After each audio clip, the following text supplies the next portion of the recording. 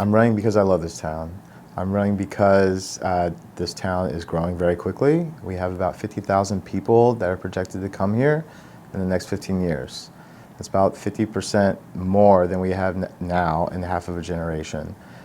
So the growth is coming whether we plan for it or not.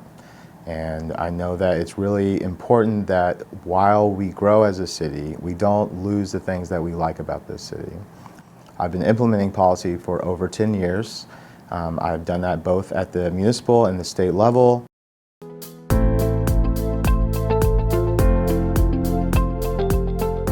So I think that the permitting and inspection process has some room for improvement here in town. I've been talking to small local businesses, and some of the people have told me some horror stories actually about how they had to tear open the wall and have the inspector come and look at what was inside of it.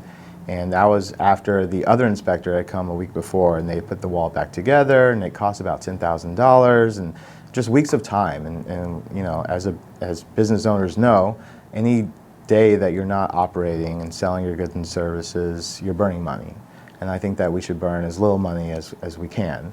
So I think the permitting and inspection process could be sped up, and that could be done with some process improvements. I actually worked as a permitter at the City of Austin, and while I was there, whenever I got the job, there was about 100 site plan applications on my desk that had been there for a year, over a year. And so these are 100 businesses that want to open, and they can't because they're waiting on city bureaucrats.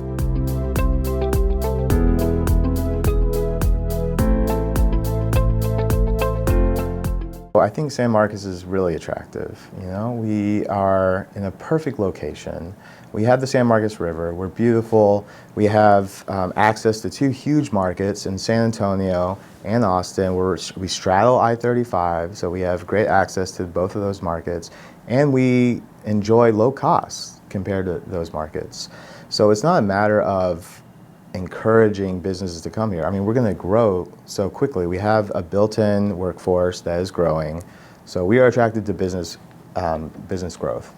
But I think the more important question is, what types of businesses do we want to encourage? You know, I've done some research, and I've seen that there are a lot of sectors in our region that are both popular and increasing in their popularity. I'm thinking specifically of trades. I'm thinking of clean energy. I'm thinking of advanced technology, logistics, healthcare. These jobs pay between $25 and $60 an hour, and many of them don't require four-year degrees. And I think these are the types of jobs that we should be incentivizing in town. And when it comes to how do we grow the businesses that are already here, something I mentioned earlier about streamlining the permitting process is if a business is ready to expand, we should make that as easy and as cheap as possible for those businesses to expand. You know, we have some grant programs in town. We have some technical assistance programs in town. I would like to expand those as well.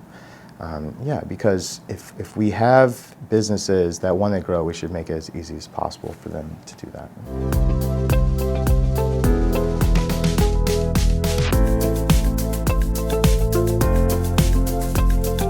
I don't have to tell you that we're in a housing crisis. Housing has never been more expensive than it is right now. You know, we have a comprehensive plan that was passed last year, Vision SMTX. It lays out where housing should go. Specifically, something called missing middle housing. As an urban planner, this is something that I think is so important. Being able to develop duplexes, triplexes, courtyard apartments, condominium apartments. These are housing types that are more attainable to a large number of people, where you're still able to build equity, pass down generational wealth to your children, and there are parts of town that are capable of that kind of intensity of development. I also think that should go alongside with single-family houses and multifamily housing. You know, we want to provide housing for everyone in San Marcos.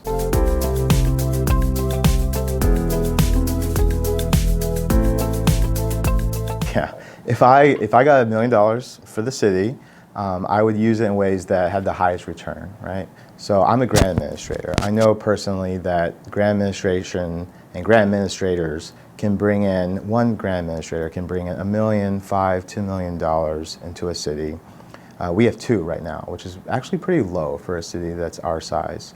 So I would hire on 1 more grant administrator, and they could secure funding at both state and federal funds, and they could bring in 10 to 1, 100 to 1 return. I mean, I don't know of anything that has a higher return than that.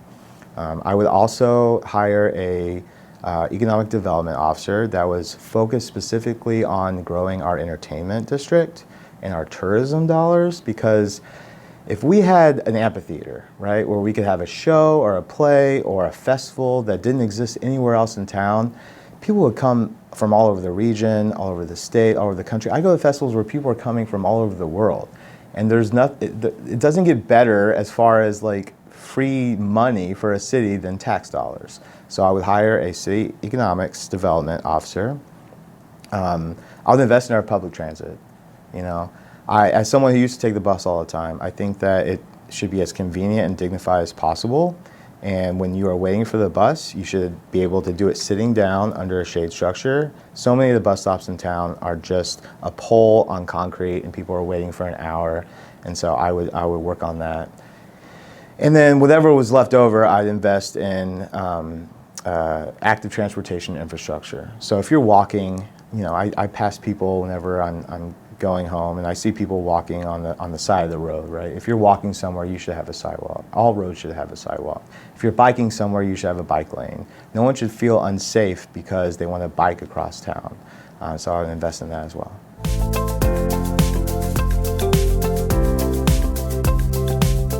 Again, I love this town. It's beautiful, and it is growing very quickly, and it is so important that we, as a city, decide how that growth happens. And growth should benefit everyone in town. It shouldn't just benefit a type of subsection of the population. It should really lift everyone up. And so as someone who has worked in urban planning for a long time, and someone who has policy development background, and someone who wants to make sure that this place doesn't change what we love about it while accommodating new people into the city, I think that I'm the best candidate.